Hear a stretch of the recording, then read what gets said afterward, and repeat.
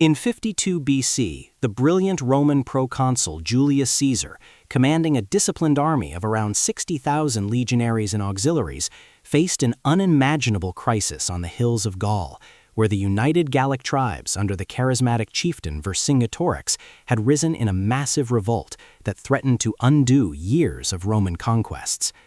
At the fortified oppidum of Alesia, Vercingetorix had gathered 80,000 warriors inside its massive walls atop a towering plateau protected by rivers and steep slopes, while his cavalry slipped out to summon a relief force that would swell to over 200,000 Gauls from across the tribes. Yet in one of history's most audacious sieges, Caesar's Romans constructed double lines of fortifications encircling the entire site, 11 miles of inner walls to starve the defenders, and 14 miles of outer walls to repel the rescuers, turning the hunters into the hunted, and setting the stage for a climactic ambush where a mere contingent of around 1,200 elite Roman troops in key cohorts would play a decisive role in crushing an assault by 20,000 desperate Gauls, securing Rome's grip on Gaul and reshaping the future of Europe forever. To understand how this extraordinary triumph unfolded, we must go back to the roots of the Gallic Wars, when Caesar first arrived in Gaul in 58 BC as proconsul, driven by ambition to win glory, wealth, and political power back in Rome, where rivals like Pompey dominated the scene. Over the following years, Caesar waged brilliant campaigns against individual tribes, the Helvetii, the Belgae, the Nervii, employing rapid marches, divide and conquer tactics, and merciless examples to cow resistance, extending Roman influence across vast territories rich in gold, grain, and warriors. But by 52 BC, resentment boiled over. Tribes weary of tribute and massacres united under Vercingetorix, a young Arverni noble known for his charisma and strategic mind, who imposed harsh discipline, demanding oaths of loyalty and adopting a scorched earth policy to deny Caesar supplies. The revolt began with the massacre of Roman settlers at Cinabium, spreading like wildfire as Vercingetorix scored early victories, forcing Caesar to rush back from Italy in the dead of winter, crossing snow-choked mountains to rally his scattered legions. As Caesar besieged the town of Avaricum, Vercingetorix harassed his supply lines, but the Romans' engineering prowess prevailed, building massive ramps and towers to storm the walls in a bloody assault that saw thousands of Gauls slaughtered, hardening both sides' resolve. Yet Vercingetorix struck back at Gergovia, luring Caesar into a costly failed assault that inflicted heavy Roman losses and emboldened the revolt as more tribes flocked to the banner of Gallic freedom. Pursuing the retreating Romans, Vercingetorix overcommitted in a cavalry battle near the Vignane River, where Caesar's German auxiliaries, fierce mercenaries recruited across the Rhine, routed the Gallic horse, inflicting crippling losses and forcing Vercingetorix to retreat to the natural fortress of Alesia, a hilltop oppidum with sheer cliffs, deep valleys, and rivers, forming formidable barriers. Believing reinforcements would soon arrive, Vercingetorix stockpiled grain and prepared for a siege, while Caesar, sensing the chance to capture the rebel leader and crush the uprising in one blow, marched his legions to encircle the site despite being outnumbered inside and knowing a massive relief army was coming. The stakes could not have been higher. For the Gauls, victory at Alesia meant expelling the Roman invaders and preserving their independence. For Caesar, defeat risked annihilation of his army, the loss of Gaul, and the end of his political career amid the brewing civil strife in Rome. Arriving in September, Caesar immediately began the most ambitious siege works in ancient history, ordering his men to dig an inner circumvallation line facing Alesia, 11 miles of deep ditches, high ramparts topped with stakes, watchtowers every 80 feet, and forward traps like sharpened branches and hidden pits called lilia filled with spikes to impale attackers. But as scouts reported the approach of a vast relief force, Caesar made the daring decision to build a second contravallation line facing outward, 14 miles long with similar fortifications, including 2 wide ditches, one flooded by diverting rivers, palisades and fields of stimuli, iron hooks to snag clothing, and sipi, buried logs with sharpened points, creating a deadly no-man's land that trapped his own army between two enemies. The Romans labored relentlessly under constant harassment, fending off Gallic sorties while hauling timber, stone, and earth in exhausting shifts, their discipline shining as they completed these engineering marvels in mere weeks, a testament to Roman organization that left the Gauls in awe and despair. Inside Alesia, supplies dwindled rapidly with 80,000 warriors plus civilians, consuming stores meant for a shorter holdout, forcing Vercingetorix to expel non-combatants, women, children, elders, in a heartbreaking bid to conserve food, only for Caesar to refuse them passage, leaving them to starve in the trenches as a grim psychological blow that demoralized the defenders. As weeks passed, Famine gripped the oppidum, with reports of desperation and even whispers of cannibalism among the besieged, while outside, the relief army finally assembled on the surrounding hills, a sea of tribal warriors from every corner of Gaul, commanded by chieftains like Vercingetorix, Commius, and others, their camps stretching as far as the eye could see. Early clashes erupted as Gallic cavalry probed the Roman lines, but Caesar's German horsemen countered fiercely, driving them back in swirling melees that foreshadowed the greater storm to come. Then came coordinated assaults, Vercingetorix launching sorties from within while the relief force attacked from without, filling ditches under arrow storms, scaling walls with hooks, and clashing shields in furious hand-to-hand combat. Yet the Roman fortifications held, with legions rotating fresh troops and slinging stones from towers to repel wave after wave. As hope flickered in Alesia with each failed Roman breach, the Gauls prepared their final desperate gamble, a massive all-out assault targeting a discovered weak point in the outer lines, a steep northern hill where full fortifications were impossible due to terrain, allowing hidden approach. On the fateful day, under cover of darkness, 60,000 picked warriors from the relief army massed for the attack, while Vercingetorix synchronized a breakout from the opposite side to pin the Romans in a deadly vice. Dawn broke with thunderous war cries as the Gauls charged the northern hill in dense columns, hurling javelins, slinging stones, and rushing ladders to the walls, while archers and slingers provided covering fire, and others filled trenches with earth and fascines under a hail of Roman missiles. The fighting was ferocious, Romans on the heights raining death from above, but the sheer weight of numbers pushed forward, with elite Gallic units cresting sections of wall and engaging in brutal close-quarters combat, swords hacking through shields as the line wavered dangerously. Redux of tension mounted as breaches appeared, cohorts buckled under relentless pressure, and messengers raced to Caesar pleading for reinforcements, the general himself galloping along the lines in his distinctive red cloak to rally faltering troops, his presence alone steadying the defense. Just when disaster loomed with Gauls pouring over the northern ramparts, Caesar unleashed his masterstroke, dispatching trusted Lieutenant Titus Labienus with fresh cohorts and cavalry to counterattack the flank, while reserves from quieter sectors marched to plug gaps, turning the tide in a series of calculated ambushes that struck the overextended Gauls from unexpected angles.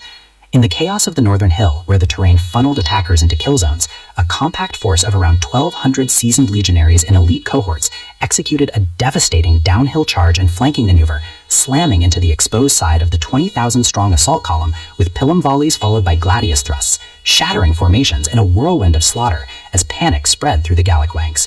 Cavalry harried the rout, cutting down fleeing warriors in the valleys below, while the synchronized sortie from Alesia faltered against reinforced inner lines, leaving Vercingetorix's men exposed and broken. The relief army crumbled in disarray, tens of thousands slain or scattered, their camps abandoned as tribal alliances fractured under the weight of defeat. The next morning, in a scene of poignant drama, Vercingetorix donned his finest armor, mounted his warhorse, and rode out alone to surrender, circling Caesar's tribunal before laying his weapons at his feet in symbolic submission, sparing his remaining people further bloodshed. Alesia's fall ended the Great Revolt. Surviving tribes submitted one by one. Gaul became a Roman province, yielding immense wealth and legions for Caesar's later triumphs, while Vercingetorix was paraded in Rome before execution, his defiance immortalized. Consider how this siege, the double walls defying logic, the starvation endured with iron will, the ambush that crushed overwhelming odds, showcased Roman genius and discipline at their peak, forging the foundations of Western Europe under Roman law, language, and roads, altering history's course in ways that echo to this day, a timeless lesson in how bold strategy and unyielding resolve can turn certain defeat into legendary victory. Roman legionaries positioned for the ambush delivered precise volleys of heavy pila that punched through shields and armor, disrupting the dense Gallic formations at their most vulnerable moment, followed by a disciplined advance with drawn gladii in tight cohorts that carved into the panicked ranks, turning the hillside into a slaughter pen where thousands fell in minutes as momentum shifted decisively from assault to rout. The Gauls, exhausted from the uphill climb and extended lines, could not reform under the sudden flanking pressure.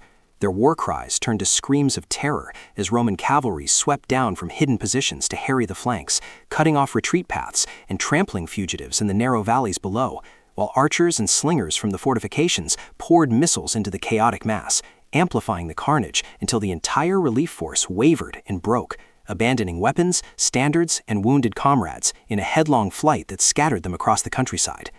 Inside Alesia, Vercingetorix watched the disaster unfold from the walls, his planned sortie collapsing as Roman reserves reinforced the inner lines against half-hearted breakout attempts, leaving the besieged warriors demoralized and leaderless in spirit, even before the final surrender. As night fell on the battlefield strewn with Gallic dead, estimates place losses at tens of thousands from the relief army alone. The tribal coalition fractured irreparably. Chieftains quarreled and withdrew, their vast host dissolving like mist under the sun, never to reassemble with such strength again. The psychological blow was as devastating as the military one. Word of the Roman victory spread swiftly through Gaul, cowing hesitant tribes into submission and convincing holdouts that resistance against Caesar's legions was futile, paving the way for rapid mopping-up operations in the following months, where remaining rebel strongholds fell one by one without major battles. Vercingetorix, recognizing the hopelessness, convened his council and chose honorable surrender to spare further suffering. On the following day, he emerged from Alesia's gates in full ceremonial armor, gleaming with gold torques and intricate designs, mounted on a magnificent warhorse caparisoned for battle, riding slowly through the Roman lines amid silent legions drawn up in formation, circling Caesar's makeshift tribunal before dismounting, removing his weapons piece by piece, sword, spear, helmet, and laying them at the general's feet in a gesture of total submission that moved even hardened Roman veterans with its dignity. Caesar accepted the surrender graciously in the moment, sparing the garrison's lives but taking Vercingetorix in chains for later triumph in Rome, where the Gallic leader would be paraded through the streets 6 years hence, before ritual strangulation, a tragic end to a man who had nearly expelled Rome from Gaul. With Alesia secured, Caesar distributed the spoils generously among his troops, rewarding loyalty and endurance while sending detachments to pacify remaining pockets of resistance, systematically reducing fortresses and accepting submissions from tribes like the Aedui and Arverni, who now sought Roman favor to preserve their status. The conquest yielded immense benefits for Rome. Gaul's vast resources in grain, gold, timber, and manpower flowed southward, bolstering Caesar's wealth and allowing him to recruit auxiliary cohorts that would prove crucial in later civil wars, while the province itself became thoroughly Romanized over generations, adopting Latin language, law, engineering, and urban life that formed the bedrock of medieval France and influenced much of Western Europe. Strategically, Alesia showcased Roman military doctrine at its zenith, the integration of engineering, logistics, intelligence, and tactical flexibility that allowed smaller professional forces to defeat vastly larger tribal armies, lessons that would echo through future campaigns from the Rhine to the east. Yet the victory came at human cost. The siege's brutality, including the starvation of civilians and mass executions of rebels, left scars on Gaul's collective memory, fueling occasional later revolts, but ultimately failing to reverse Roman dominion. Reflect now on the narrow margin by which history turned at that Gallic hilltop. Had the relief army coordinated better, or the northern ambush failed, Caesar's army might have been annihilated. Gaul remained independent longer, and the shape of European civilization altered profoundly without the deep Roman imprint on its western reaches. Instead, the double fortifications that defied conventional warfare, the iron discipline that held against starvation and endless assaults, and that pivotal ambush where disciplined cohorts crushed overwhelming numbers, stand as eternal testament to how strategic genius and unyielding resolve can forge empire from the brink of disaster, ensuring Julius Caesar's name and Rome's legacy endured through the ages as architects of a world transformed. The echoes of Alesia remind us that in the crucible of such desperate sieges, where famine gnawed at resolve and arrows darkened the sky, individual leadership and collective discipline proved decisive, turning what could have been Rome's greatest defeat in Gaul into its most celebrated triumph, securing a province that enriched the Republic, armed its ambitions, and laid cultural foundations lasting millennia. Consider further the personal drama. Caesar, gambling his entire career on this audacious encirclement, emerged not just victorious but legendary, his commentaries immortalizing the campaign with calculated modesty that masked the sheer audacity of trapping himself between two vastly superior forces. Vercingetorix, for his part, became a symbol of noble resistance, later revered in French history as a national hero against foreign invasion, his surrender not cowardice but selfless statesmanship to end pointless slaughter. The legions themselves, ordinary men from Italian farms and cities, who endured weeks of backbreaking labor, constant danger, and short rations, exemplified the Roman virtue of virtus that made their armies unbeatable: loyalty to commander, precision in formation, ferocity in the charge. Even the German auxiliaries, feared barbarians turned allies, highlighted Caesar's innovative diplomacy in harnessing former enemies against current ones. In the broader sweep of history, Alesia accelerated the Roman Republic's transformation. The wealth and veterans from Gaul fueled Caesar's ass, contributing to the civil wars that birthed the empire under Augustus, indirectly shaping the world from Britain to the Mediterranean. Without this victory, the Latin West might have developed differently, perhaps more Celtic in character, less centralized, altering the spread of Christianity, law, and language that defined Europe. Thus, that ambush on the northern hill, where around 1,200 Romans in coordinated cohorts shattered 20,000 Gauls through timing, terrain, and training, was no mere tactical footnote, but a hinge of fate, preserving Roman momentum at a moment when reversal seemed inevitable. The siege's innovations, double lines, extensive field fortifications, integrated cavalry, influenced military thinking for centuries, from medieval castles to modern trench warfare. Archaeological traces at modern Alesia in France confirm Caesar's descriptions, remnants of ditches, ramparts, and artifacts, bearing witness to the scale of engineering achieved under fire. Ultimately, Alesia teaches timeless truths about warfare and human spirit. Overwhelming numbers yield to superior organization. Desperation breeds both heroism and horror, and victory often hinges on the boldest risks. As the dust settled on those blood-soaked hills in 52 BC, Rome's eagle soared higher over Western Europe, its shadow lengthening across history, all because a small force of disciplined warriors executed a perfect ambush that crushed their foes and secured an empire's future. Roman cohorts, drawn from the toughest veterans of previous campaigns, exploited every advantage of terrain and timing in that fateful ambush, their shields locked in impenetrable testudo formations as they advanced downhill with inexorable momentum, pila loosed in devastating arcs that felled hundreds of Gauls before contact even occurred. Then the short gladius thrusts in rapid, practiced bursts that prioritized efficiency over flourish, exploiting gaps in the looser tribal shield walls where individual bravery often left flanks exposed. The impact was catastrophic for the Gauls. Elite warriors who had scaled the heights with fierce determination now found themselves trapped in a killing ground, pressed from front by the main Roman defenses and hammered from the side by this sudden counterstroke, their long swords and spears unwieldy in the crush, while Roman discipline maintained cohesion amid the chaos, cohorts wheeling and reforming with trumpet signals that coordinated movements invisible to the disorganized attackers. Panic rippled outward like a wave as chieftains fell beneath centurions' blades, standards toppled into the mud, and the sheer psychological shock of reversal, having nearly broken through only to be enveloped, shattered morale faster than any weapon could, turning proud warriors into a fleeing mob that trampled their own in desperate flight down treacherous slopes slick with blood and dew. Roman cavalry, held in reserve until the perfect moment, now thundered from concealed valleys to complete the encirclement, lances lowered in sweeping charges that impaled fugitives and scattered remnants, while light auxiliaries pursued with javelins and slings to ensure no organized retreat could form. The pursuit lasted into dusk as the vast relief army dissolved into isolated bands hiding in forests or surrendering in despair. Vercingetorix, observing from Alesia's ramparts as signal fires and dust clouds told the tale of defeat, knew the end had come. His warriors, already weakened by weeks of near starvation on boiled grass and meager rations, lost all heart for further resistance, their sorties abandoned midway as news spread of the outer army's annihilation, leaving the oppidum isolated and hopeless amid the ring of Roman steel. That night, councils in the darkened halls of Alesia debated fiercely. Some urged a final suicidal breakout, others immediate capitulation. But Vercingetorix, ever the statesman beneath his warrior exterior, chose mercy for his people, arguing that further bloodshed would only invite Roman vengeance and total enslavement. His decision reflected not defeatism, but pragmatic leadership that prioritized survival of the Gallic tribes over personal glory. Dawn brought the solemn procession. Gates creaked open. Gallic warriors filed out in ordered ranks to lay down arms in massive piles, swords, shields, helmets, torques gleaming in the morning light, while Roman legions stood impassive in full array, a display of disciplined might that underscored the futility of continued war. Vercingetorix's personal surrender unfolded with ritual dignity. He approached Caesar's command post alone at first, then dismounted with deliberate grace, removing each piece of armor in symbolic submission, finally kneeling briefly before rising to meet the Roman gaze as an equal in courage, if not in victory. A moment Caesar recorded with respect in his commentaries, despite the political necessity of later harsh treatment. The aftermath saw Caesar's characteristic blend of clemency and severity.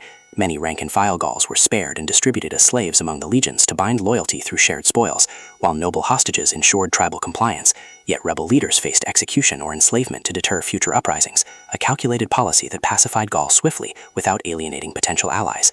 Over the winter of 52-51 BC, Caesar's lieutenants like Labienus, Trebonius, and Fabius conducted sweeping operations across the land, reducing remaining strongholds like Uxalodonum, where defenders endured cut water supplies and grim sieges that echoed Alesia's lessons, until all major resistance ceased and Gaul entered a period of uneasy Romanization.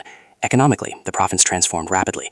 Roman merchants flooded in, establishing trade networks for wine, oil, and luxury goods in exchange for grain, metals, and slaves, while veterans received land grants that seeded colonies like Narbo and Lugdunum, blending Latin and Celtic cultures in ways that produced the distinctive Allo-Roman civilization with its villas, amphitheaters, and syncretic Goths. Linguistically, Vulgar Latin gradually supplanted Celtic tongues in urban centers, laying foundations for the Roman languages of modern France, Spain, and Italy, while legal and administrative reforms introduced Roman census, taxation, and citizenship opportunities that integrated elites into the imperial system. Militarily, Gaul provided thousands of auxiliary troops, cavalry especially prized for their skill, who served faithfully in Roman armies from Britain to Parthia, their adoption of Roman equipment and tactics creating hybrid units that strengthened the legions during the coming civil wars.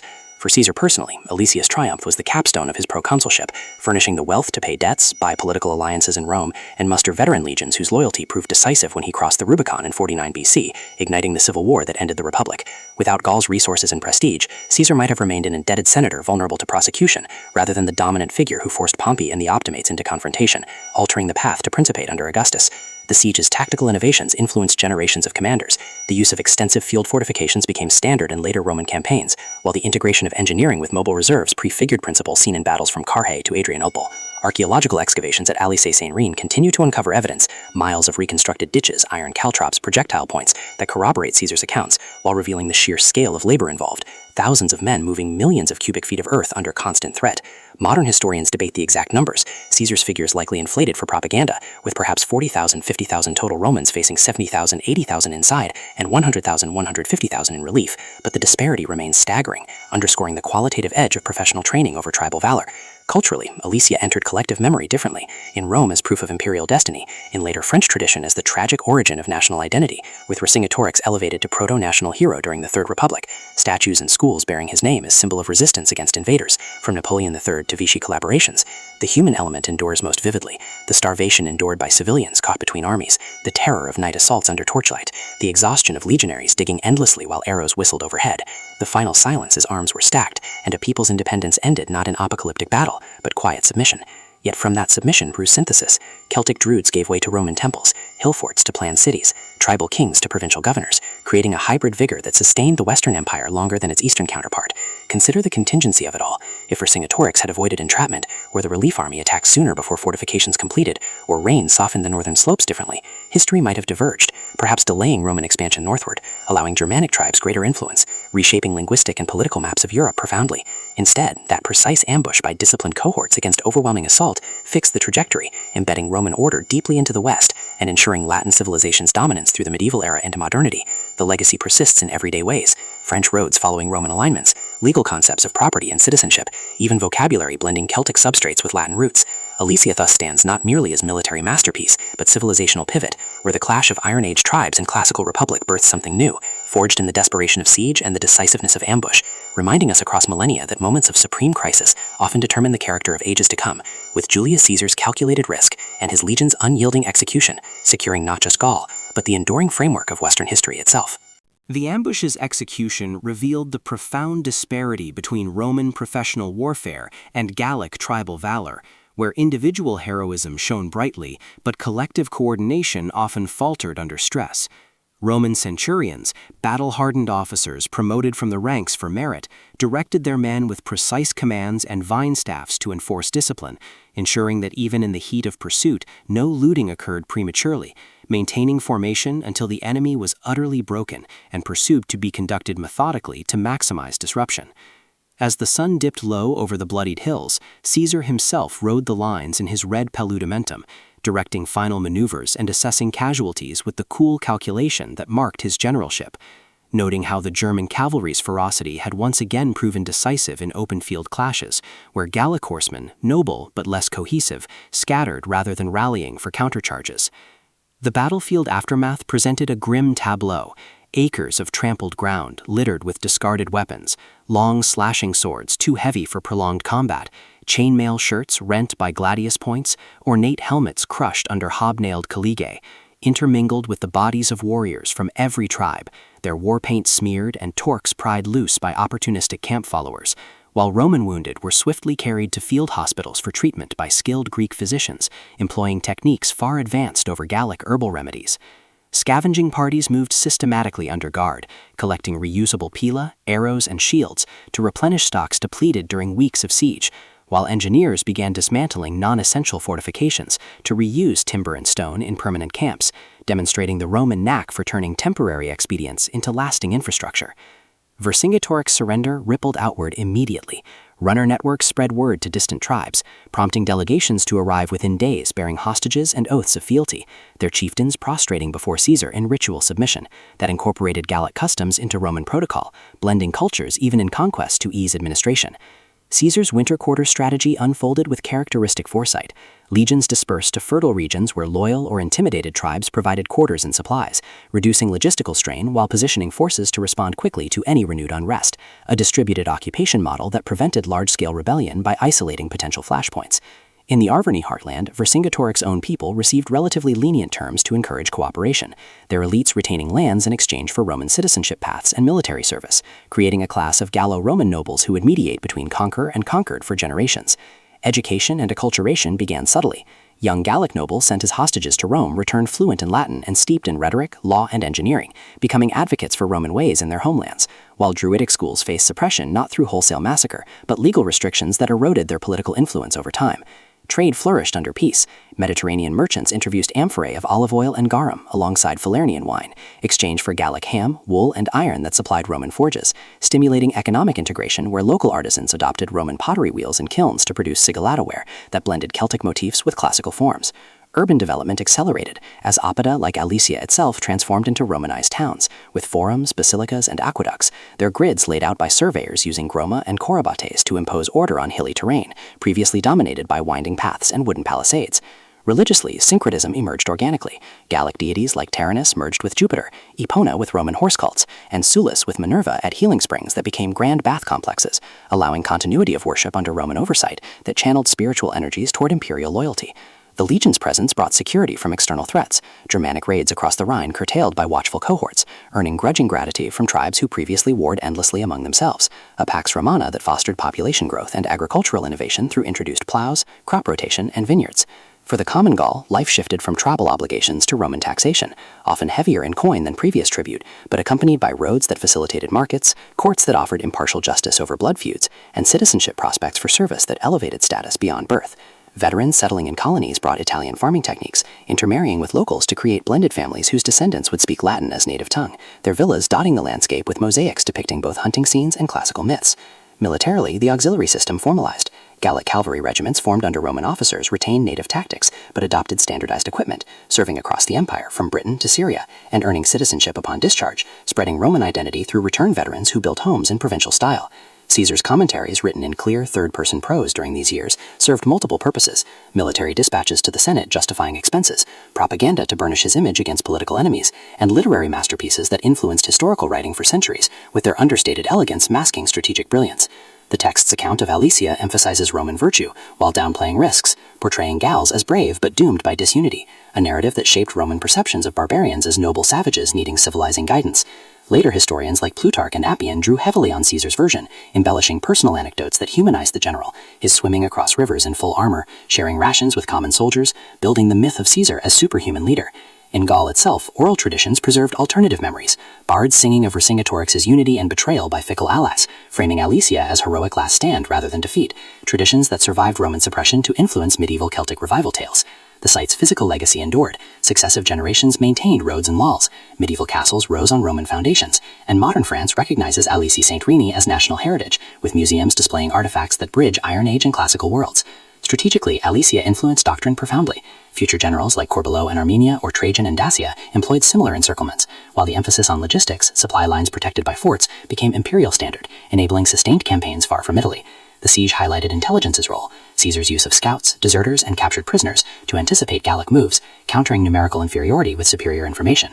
Psychologically, it demonstrated terror as weapon, the civilian starvation, relentless fortifications, breaking spirit before steel clashed decisively.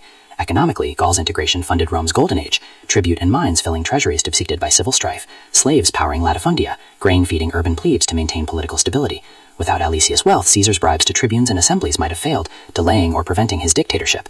The victory accelerated centralization. Provincial commands grew more autonomous, proconsuls like Caesar amassing personal armies loyal to general over state, sowing seeds for imperial transition. Augusta later reorganized Gaul into provinces with careful boundaries to prevent another unified revolt, stationing legions along the Rhine while granting Latin rights to foster loyalty.